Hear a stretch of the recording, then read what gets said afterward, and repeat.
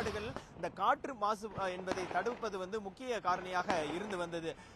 குறிப்பாக 10 ஆண்டுகளுக்கு முன்பு பட்டாசு வெடிக்கக்கூடிய அளவு கம்மியாக வந்த பிறகு காலையில் குறிப்பிட்ட மணி நேரமும் சாயந்தரம் தொடர்ச்சியாக இருந்து கொண்டிருக்கிறது. குறிப்பாக அந்த 7 to 8 இன்னும் சொல்ல போக வேண்டும் என்றால் அந்த கோடம்பாக்கம் மேம்பாலத்து அருகிலே இருந்திருக்கிறது என்பதை நாம் பார்க்க முடிகிறது.